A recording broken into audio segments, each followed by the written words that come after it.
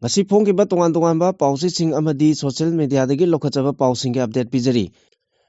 Laimakong area maitegi IDP amata changlakpa yaroi haina kuki nupising mifam phamduna wakat khongjang changchingkre security force ka chawna muknaba thokre. ZUF na songung village da kuki singi farmhouse amadi popi yanthatuna mai thadokuna mangankraba matungda haujik amuk nauna resettle tongnaba kuki singna sem sakre.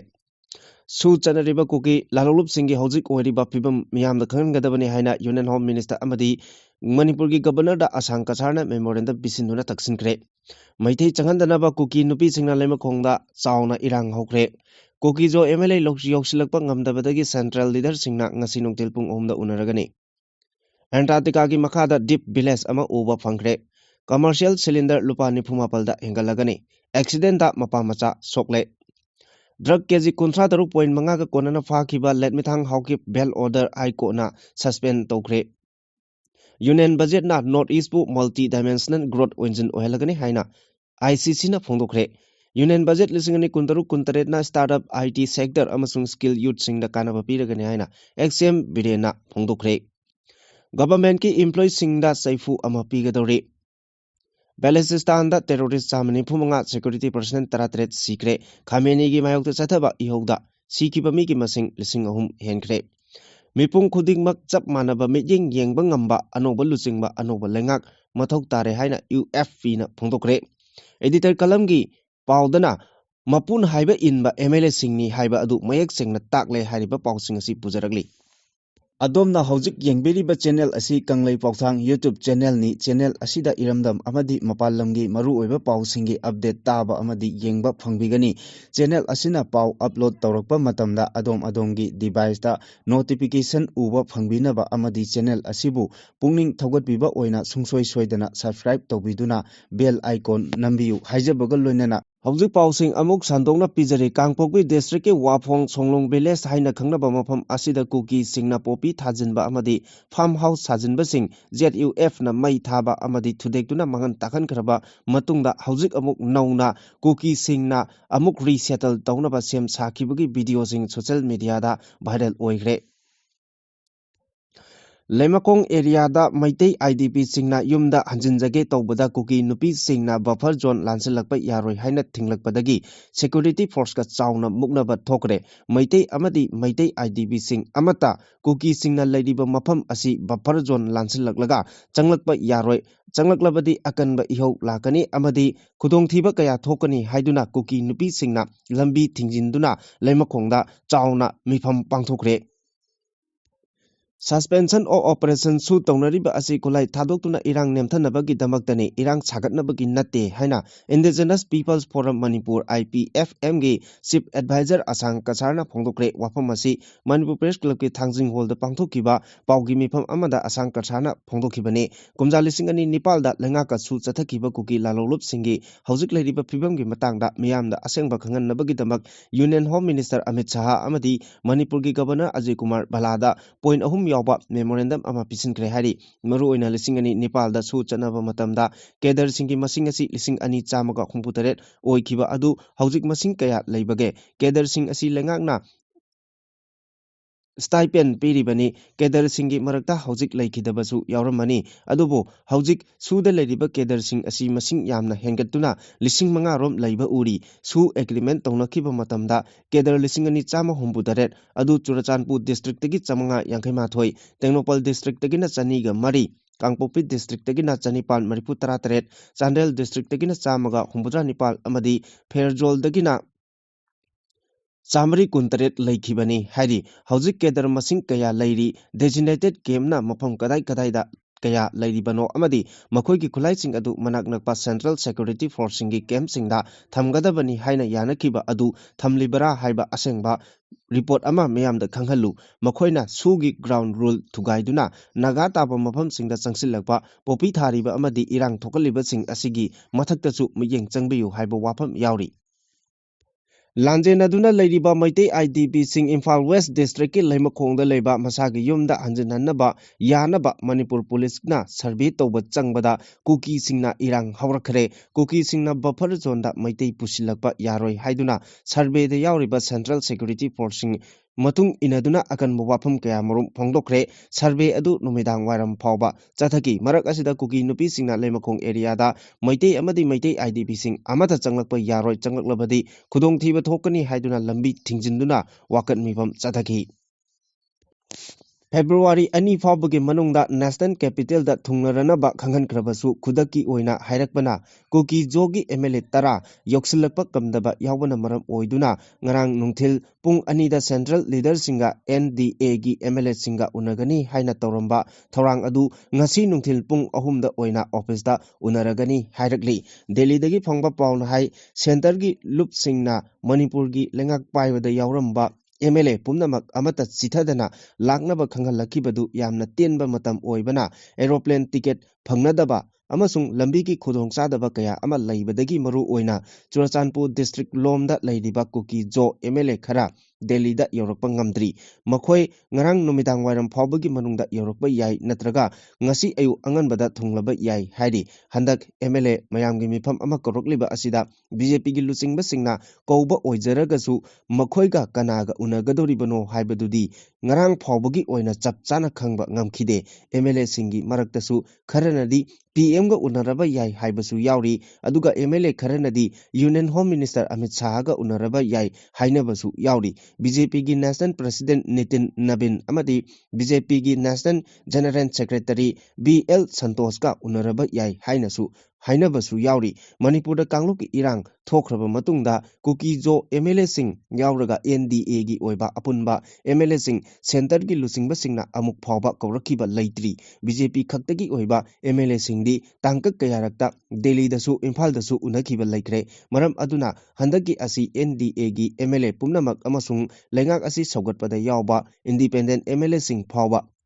Delhi da kaurakliba asigi nungi oiba wahan thoksi karino haiba chapchana haujisu kana amatana khangba amadi phongdokpa ngamdri adumakpu handaki mifam asina Manipur da anoba popular government linghanba natraga linghandabagi maraibakti achouba thawtang ama lepkadori government ama semnabagi damak MLA pumnamak kauba haibasi irang asi loisinnanaba punna thabak tongminau haiba amadi soidana hairagadaba mali lengak sembada yawgani natraga yawroi haiba phurup nama khaktagi yengba wakhalon adudi handaki center gi luchingba sing asina kaya fajana hairakani haibagi thajaba leite yanaba ama laklagadi tha asigi tara phawbugi manungda popular government ama sungsoi soidana linglaba yana lei Researchers singna Antarctica gi isingi makada leiba landscape ki detail oiba map ama puthokre map asina village asida tongan ba mafam amadi ahingba thawai panba kaya uba phangi hairi mioiba singna Antarctica gi isingi makada landscape adu Mercury gi surface tagi hena khanglamde adubu satellite data amasung ice flow perturbation analysis method sizinaduna isingi makada leiba deep village amasung awangba mafam kaya uba phangki Anova map topography asina future da ising manungda amasung samudragi ising chawkhotpada matou kamdona thingani haibagi project lokotpada chawna mateng oiragani su hairi IFPA method asina ising flow toba aduga analyze tawki aduga masi bedrock mathakda kamdona flow tawi haibasina mafam adugi topography adu kamdona ohelai haibasi su khangli method asina future sing adu kilometer anidagi pikna amasung kilometer kunthradagi chawna oirabadi uba ngamloi hainasu scientist singna knowledge tauri ngarangdagi chadaba haukiba oil marketing company singna 18 kg commercial LPG cylinder gi maman lupa 94 hengatkre maman hengalakpa asina maram oiraga Delhi da 19 kg commercial cylinder amagi retail price asi lupa lising ama Chatret nimfuga point yankai oiragani masina hana lupa lising ama chatruk mariputra mathoi point yankai oirambadagi hengalakpani yumda sizinariba 14.2 kg domestic LPG cylinder gi mamaldi hengatpa laite masi hana lairamba mamal aduda lengdana adumak laigani commercial gas ki mamal hengalakpa asina hotel restaurant amadi catering service ki thabak tawriba miyoi singda chawna saitheng piragani April 2015 dagi commercial cylinder gi mamal hantharaklaba matungda thangnana lupa 113 hengatkhi aduga handak amuk lupa 94 asi nauna hengalakpani Laibak thiba thodok amada gari thengjinabagi thodokta phibam luna sokhiba nupa macha ama aruba phibamda Asian Hospital da laikanari thodok asi mamang thagi tang 38 gi numidang pung 4 minute yankhairom taba matamda Imphal West District ki Kwaketel Tidim Ground gi traffic point ta thokibani hari numit adugi pungpham aduda Kwaketel Tidim Ground traffic point ta mama macha aduna tonglakhiba Yamaha FZ bike adu lambi lantorakpada Imphal dagi nambol tamna yamna yangna thorakiba Hyundai i20 car amana thomjilambani hari accident aduda phibam thina soklaba nupa macha adudi Uripok Huidrom lekai dagi Rakesh Huidrom chahi 32 amadi mahakki chahi 5 romta ngairibi macha nupa Nongpok nganbani makhoi animak phibam thina sokpadagi hauji Kwakaitel da leiba SN Hospital da laikanari hari Manipur ki tongan ba mafam sing maru oina Churachandpur amadi Kangpokpi district ta drug ka konana mi phapagi chang wangli maduta natana popi yanthatpagi thabak singsu pak channa hojik chathari adum oinamak lona thingkraba drug lalonba amadi popi thabagi chang andarakpadi hojiksu uba ngamdri madugi maru oiba maramdi pharaba mi sing adu wahel chathabada laina belda thadokiba amadi chairak pibagi chang hanthaba aduna maram ohellakpani state asida mioi lising kaya drug ka konana phakiba leire adubu mara leire hairiba miosing adu convicts pibagi changdi mi phagatliba chang aduga yengbada yamna hanthana leiri mamangda thokiba thodok kayana utlibadi mioi lising kaya phagatki adum oinamak narcotic drugs and psychotropic substance ki makada jailda thambagi changdi ka hena hanthana hojiksu leiri amadi case file tawrakpada thengthaba amadi wahel chathabada matam sangna changba amadi bail pibagi chang wangbana Manipur drug thingnaba paikatliba thosil singda khuro chelhalli Manipur police ki record matung ina Churachandpur amadi Kangpokpida mioi kaya phagat khare adubu drug ka mari leinaba case kaya ningthina trial chathaduna chairak pibagi changdi hanthana leiri Lenmethang Hokip Koba mioi ama chaliba chahi asigi January 19 da Churachandpur district police amasung Assam Rifles na Saikot amadi Sugnu lambigi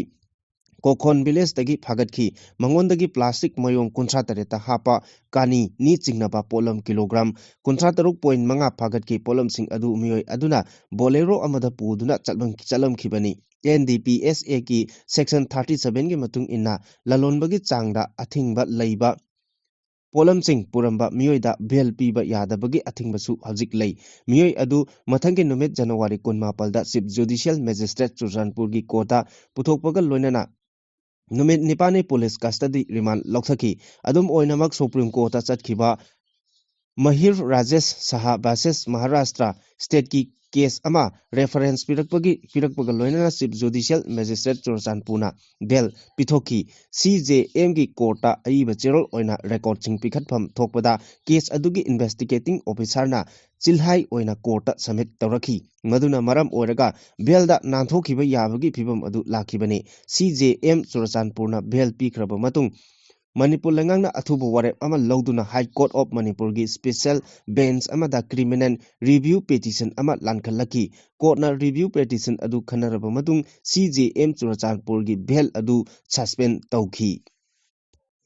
Union Budget lisingani kuntaruk kuntaret asina North East lamdam asibu multi-dimensional growth engine ama oina sengbatpada achoba thodang lauragani haina Indian Chamber of Commerce na phongdokre ICC na budget asibu inclusive growth amasung future ready oiba investment singidamakta taramna okre ICC gi North East India Regional Council na hai budget asida North East ki damak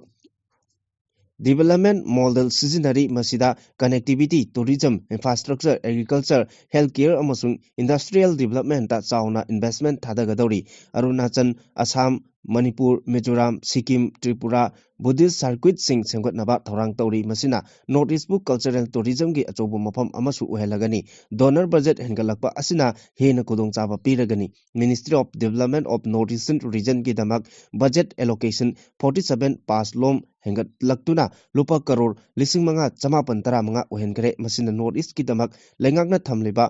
commitment utle haina ICC gi chairman Mahesh Sahariona phongdokhibani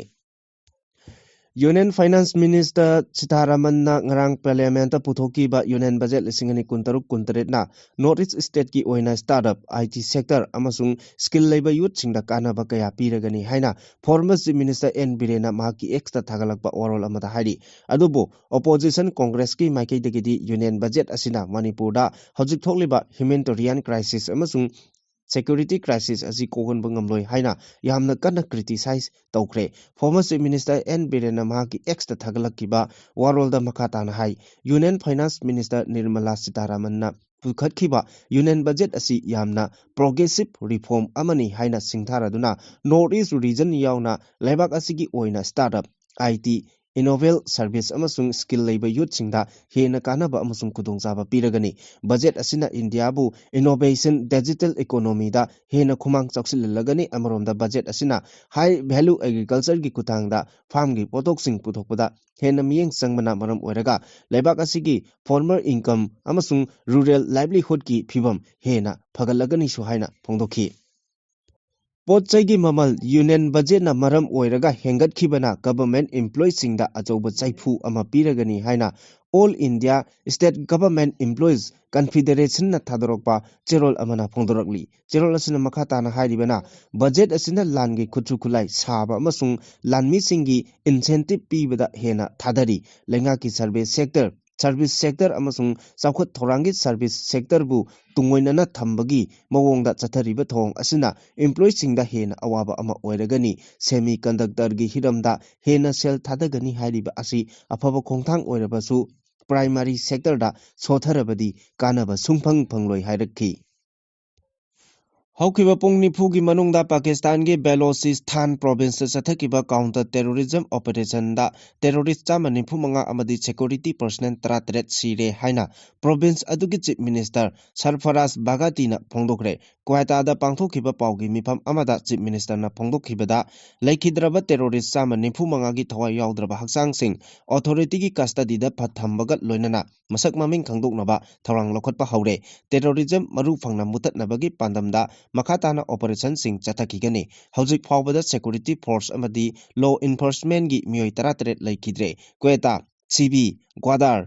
Noski amasung Pasnina singba tongan mafam singda terrorist singa khut thoknabada personnel 33 adu laikidabani army gi report matung inna khulai matik chana paiba militant singna ingtapa pibam kaihannanaba tongan mafam singda attack chathaki maduna mathongna leiraba army personnel singna terrorist singi thorang mai pakhandanaba honabada suicide bomber ahum yauna terrorist marpu 12 su hana hatpa ngamkhrabani haina phongdokre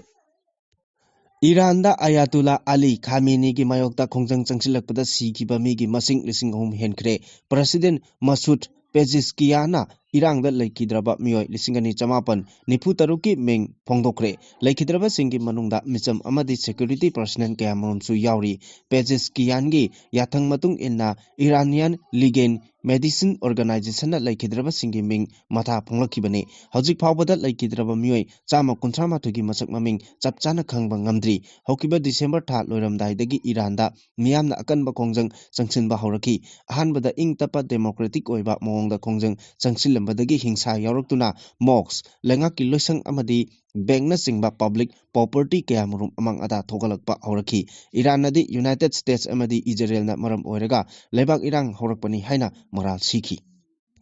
Manipur gi haujik oiriba phibam asida mipung khuding makpu chap manaba mityeng amada yengba ngamba amadi puba ngamba anoba lusingba ama amadi anoba lengak ama mathok tare haina Universal Family Party na phungdorokpa chirol amada hairi chirol asina makata na hai English ngani ahumgi me ahumdagi thoklakhiba kangrup anigi muknaba hana sunabagi mahaina tha asigi taranithoi gi nongyaida state asida thamleba president rule asi chahi ama chopna chatharakpa aroiba numit oiragani nongyai matung hek nongan khraba matung dadi aikoi gi mihut sing chanapham khangdana taranithoi suba Manipur Vidhan Sabha mutkhagani masigi mamangda aikoi gi mihut singda aikoi gi lengak asi second kunthra da oirabasu London asigi chief minister ama khanduna Vidhan Sabha asi hingan haudrabadi aikoi gi mihut sing lebak asigi sachan pairiba prime minister amasung home minister na ikaiba pibadagi hendoktuna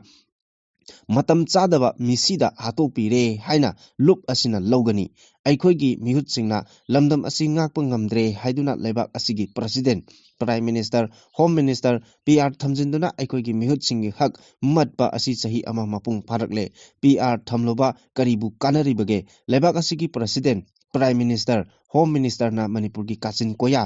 yauram labasu kanglop anigi muknaba amadi yetnariba asigi warosin purakpa hojiksu ngamdre thong asina taklibadi center lucingba singsu lebak asi ngak senba haitre aikhoigi mihut singnasu ijati khunaibu senaba ngamdre haisu haitre haibani tholiba wathok sing asi political gi wathokni political gi lucingba singna yamna laina sel taningba amadi sakti painingbadagi jati singi marakta asiguma wathok asi mafam kayada yamna toina thokli maram aduna lengangna praja singdagi sel tansinba amadi praja khudingmak maral mathum lechan hanbada natana mipung khudingmak chap manaba mityeng amada puba ngamba anoba lucingba ama amadi anoba lengak ama mathok tare Manipur kauba lamdam asida khundariba aikhoi khudingmak minungsina thallaba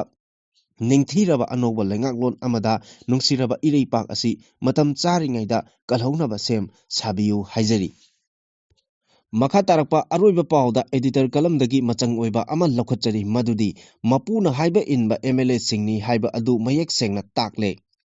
Manipur miyangge mihut oiriba MLA singna hojik lebak asida thokliba irang asi loisinduna tangdu leitaba Manipur ama oinaba khonabiyu haijabada ngasi phawba tabidana thabak oina pangthokpa ngamdana leirakli tasengna hairabada aikhoigi MLA sing asi miyangge mihut oiribani lawmaker ni haibasi masa masa phawba kaujabagum tawri yamna ngakliba amana Manipur da PR lengak sasan leirabasu Manipur Assembly suspended animation tawduna thamlibanina aikhoigi MLA mihut oiriba MLA sing adumak hingduna lairi lengak ama semnabagi tawdang adusu adumak loba yaribani adubu MLA sing amato oina punsinduna anoba lengak ama semba ngamdana Sakti munabagi langda MLA singi marakta lebaki irang marak asida umkhatnaduna lakhibadagi anopa lengak semba ngamkhidabani tasengna hairabada BJP ga chatminariba political party MLA sing punsinba tarabadi punna yangkhai mari lairi maduna anopa lengak ama sembagi masingdi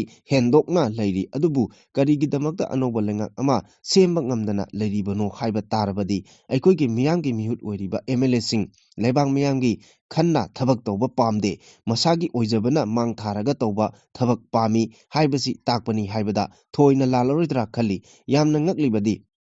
ngal makhai anoba lengak ama semba ngamdana makhoi masel mukhainaduna leiringai cherak asida PR lengaki matam asi handak February 16 da sahi ama mapung chapchana phaduna loigadoribani maduna constitution gi chana kanglon gi matung inna February 16 gi mamangda anoba lengak ama semhaudrabadi PR lengak sangthaba haibadu oigadoribani maram asina asigumba chairak asida center gi BJP lusingba singna Manipur gi MLA sing January 2 phawbugi manungda Delhi da changlaktaba yaroi haina koksilakpa matamdadi khoirel masa paibugumda MLA sing Delhi da loinamak paisin nakre oiriba phibam asina takpadi aikhoigi miyamgi mihut oiriba MLA sing asi Delhi gi angam atho haibadi makhoigi mapuna haiba inba ngaktani haiba adu tasengna thengna takchare masi khwaidagi ikainingai ni haiba yai loinana Delhi dagi sabi tharaga chatpa gari ga chap manare mapuna lepu hairaga lepa chatlu hairaga chatpa phammu hairaga na phamba masagi wakhal loksing thabak tawba ngamjadaba MLA singni haibadu takchabani haibada tasengna lalaroi Delhi gi lucingba singi makhong konduna anoba lengak semjage haiduna haijarubasu Bharat Sanvidhana makoida piriba mathong mangamgi matung inna anoba lengak ama sembagi khudong chaba adumak piribani adubu makhoigi MLA singi marakta